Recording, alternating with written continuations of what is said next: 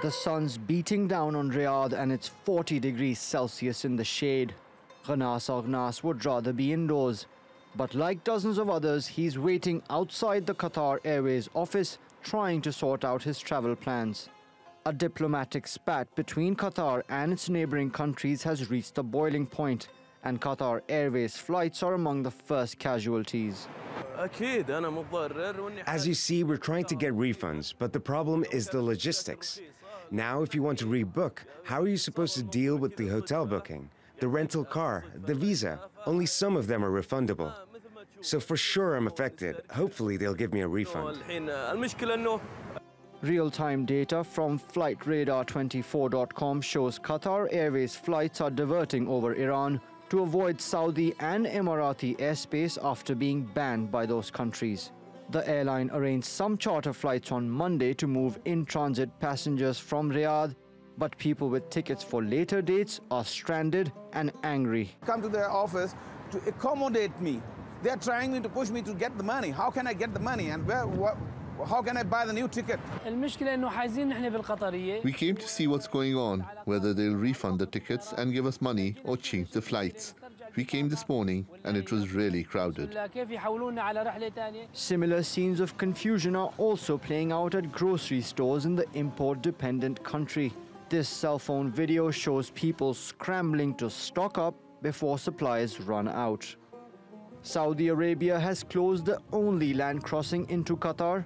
It's where a bulk of its food supplies enter the country, and shoppers say it's already causing shortages. There's a shortage of fresh chicken, which we eat quite often. So now I'm going for other options because of the shortage. Fresh milk is another thing that I'm feeling the shortage of, yes. But for now, Qataris are putting on a brave face. Some have organized a rally in support of the government. Others insist shortages are temporary and insignificant. First day there was a little bit panic because of the news all of a sudden coming on air and news and BBC. People got panicked definitely, and that's the reason I think the only shortage I can see is the milk. We are not afraid because they can manage it. The Qatar government can manage it. Qatar is trying to repair relations with its Gulf neighbors with the help of Kuwait. And despite official assurances about its economic stability, Qatar won't be back to business as usual until these diplomatic ties are restored. Mobin Nasir, TRT World. Joining me now from Paris is our editor-at-large, Craig Copetas. Craig, thanks so much for joining us tonight. So look, Qatar is a small country, but it's at a very crucial choke point in the Gulf. How is this dispute going to affect regional trade? I don't think it's going to affect regional trade at all, because Qatar only has one thing it sells, and that's LNG, liquid natural gas, and that's getting out of the country. The Qatari government is already in negotiations with Iran for food imports, and if things get really bad, Qatar has an incredible fleet of airplanes. They can Berlin airlift it in food if they want. And let's not forget, you say Qatar is a small country. It's smaller than many people even think. There are only 313,000 Qatari citizens, and the best estimate is that only half of them, roughly 150-some thousand, actually live in Qatar.